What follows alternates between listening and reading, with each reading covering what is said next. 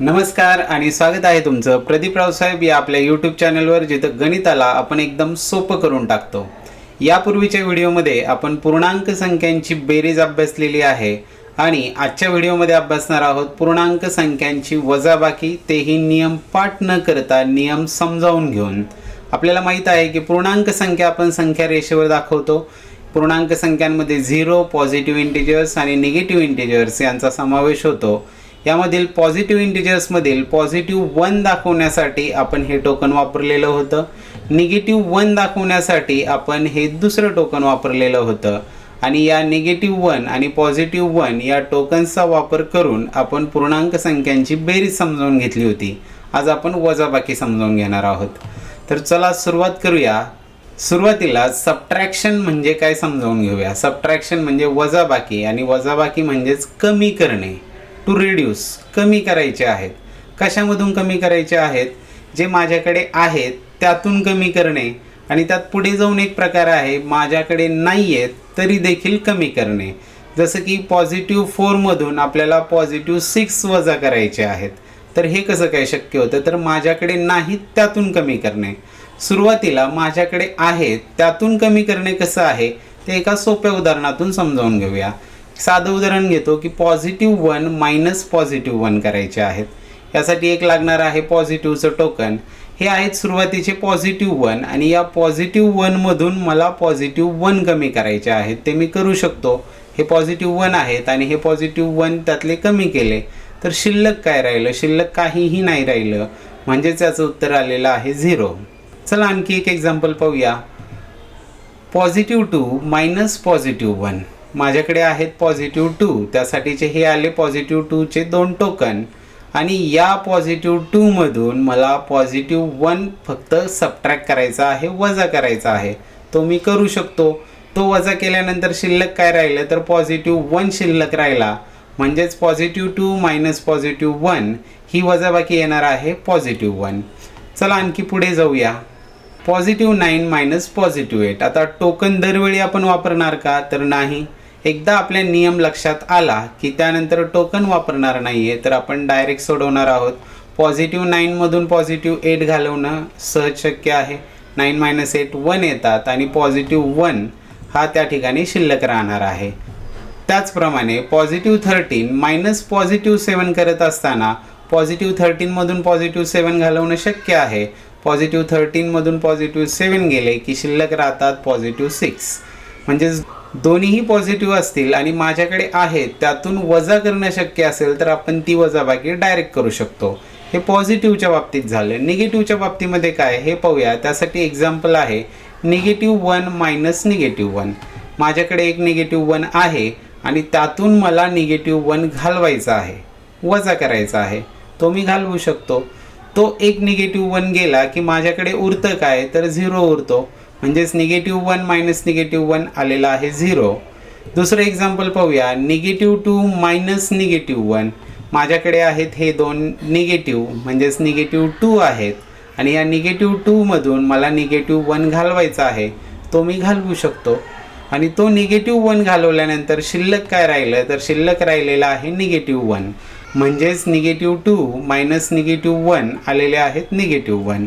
चला जाऊयात पुढे। आता आपला रूल लक्षात आलेला आहे की निगेटिव्ह 7 मायनस निगेटिव्ह 5, निगेटिव्ह 7 मधून निगेटिव्ह 5 घालवू शकतो आणि निगेटिव्ह 7 मधून निगेटिव्ह 5 गेल्यानंतर राहणार आहेत निगेटिव्ह 2। टोकन हे सुरुवातीला नियम लक्षात येण्यासाठी आपण वापरलेले आहेत। अजून एक सबट्रॅक्शन पाहूया। निगेटिव्ह 25 मायनस निगेटिव्ह 6, तर 25 मधून हे 6 जाऊ शकतात, दोघंही निगेटिव्ह आहेत। 25 मधून 6 गेल्यावर राहतात 19 आणि निगेटिव्ह 25 मधून निगेटिव्ह 6 घालवलेत, त्यामुळे आलेली वजाबाकी जी आहे ती असणार आहे निगेटिव्ह 19। चला जाऊया पुढे। आणि त्यासाठी आता पॉझिटिव्ह आणि निगेटिव्ह हे एकत्र येणार आहेत आणि पूर्वीच आपण पाहिलेलं आहे जेव्हा कधी पॉझिटिव्ह 1 आणि निगेटिव्ह 1 हे सोबत येतात तेव्हा ते एकमेकांची व्हॅल्यू 0 करून टाकतात। यालाच आपण म्हटलं होतं 0 पेअर, म्हणजे शून्य जोडी। आणि या शून्य जोडीचा आपल्याला आता वजाबाकी समजून घेताना देखील खूप उपयोग होणार आहे। या 0 पेअरलाच मॅथमॅटिकल लँग्वेजमध्ये आपण विरुद्ध संख्या किंवा अपोजिट नंबर्स असं म्हणतो। त्यांनाच आपण ॲडिटिव्ह इन्व्हर्स, बेरीज व्यस्त असं देखील म्हणत असतो। आणि या शून्य जोडीचा वापर करून पाहूयात कशी करता येते वजाबाकी। पुन्हा एकदा लक्षात घ्या, सबट्रॅक्शन म्हणजेच टू रेड्यूस, वजाबाकी म्हणजेच कमी करणे। आतापर्यंत आपण पाहिलं माझ्याकडे होते त्यातून कमी करणे, आता माझ्याकडे नाहीये तरी देखील कमी करणे ही प्रोसेस म्हणजेच वजाबाकी कशी करता येते। यासाठी आपल्याकडे एक्झाम्पल आहे +1 मायनस -1। आता टोकन वापरून पहा, या ठिकाणी +1 समोर आपल्याला दिसत आहेत, यातून मला -1 मायनस करायचे आहेत, पण इथं वजा करायला मला -1 कुठेही दिसत नाही। मग काय करायचं, मग या ठिकाणी कामाला येते ती म्हणजे झिरो पेअर। इथे मी एक झिरो पेअर आणली, या +1 आणि -1 यांची व्हॅल्यू 0च आहे। ही झिरो पेअर यामध्ये आणल्यामुळे याच्या व्हॅल्यूमध्ये काहीही फरक पडलेला नाही, पण याचा उपयोग काय झाला, वजा करण्यासाठी मला एक -1 मिळालेला आहे, तो -1 मी वजा करून टाकला। आता काय शिल्लक राहिलं, तर शिल्लक राहिलेले आहेत +1 प्लस +1। आणि या ठिकाणी आपल्या लक्षात येते की -1 आपल्याला मायनस करायचे होते, त्याचंच काय झालं +1 झालेले आहेत। म्हणजेच कोणतीही संख्या वजा करणे म्हणजेच त्या संख्येच्या विरुद्ध संख्या दिलेल्या संख्येमध्ये मिळवणे, हा नियम आपल्याला इथे स्पष्ट होतो। आणि +1 प्लस +1 हे होतात +2, हे आपल्याला माहीत आहे। चला आणखी उदाहरण पाहूया आणि त्यातून हे क्लिअर करून घेऊया। पुढील उदाहरण आहे +3 मायनस -2। +3 साठी हे 3 टोकन्स पॉझिटिव्हचे माझ्यासमोर आले, हे +3 आहेत आणि यामधून मला -2 मायनस करायचे आहेत।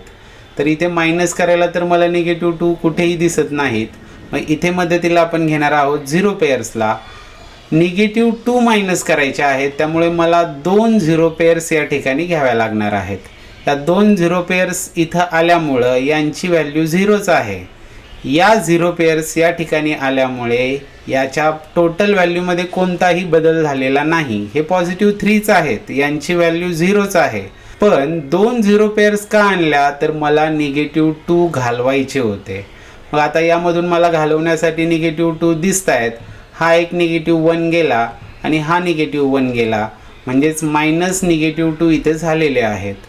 मग आता शिल्लक काय राहिलं, तर राहिलेले आहेत +3 प्लस हे +2। पुन्हा एकदा आपल्या नियम इथं लक्षात येतो की कोणतीही संख्या वजा करणं म्हणजेच त्या संख्येची विरुद्ध संख्या दिलेल्या संख्येमध्ये मिळवणं।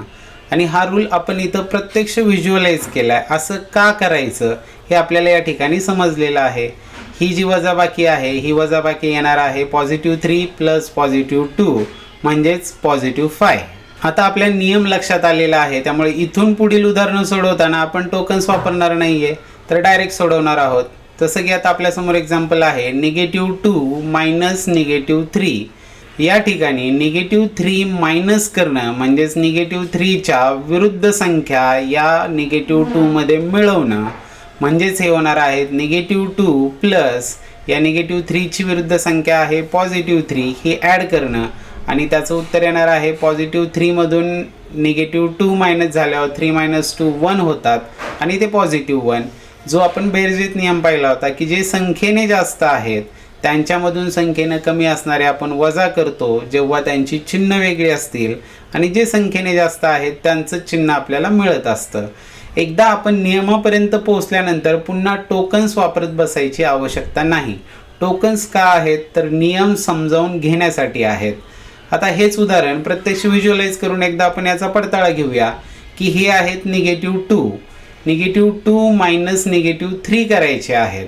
आता -2 मधून घालवायला -3 नाहीत, पण -2 आहेत घालवायला माझ्याकडे। मग काय होतंय, तर एक -1 कमी पडतोय। मग एक -1 कमी पडतोय तर आपण एकच झिरो पेअर या ठिकाणी आणणार आहोत। पहा हा फरक लक्षात घ्या, इथं एकच झिरो पेअर का आणली, तर -2 मायनस -3 करायचे होते। कमी करण्यासाठी हा एक -1 -2 होते, पण तिसरा निगेटिव्ह नव्हता, म्हणून एकच झिरो पेअर या ठिकाणी आणलेली आहे आणि हा -3 तिसरा देखील आपण या ठिकाणी वजा केलेला आहे।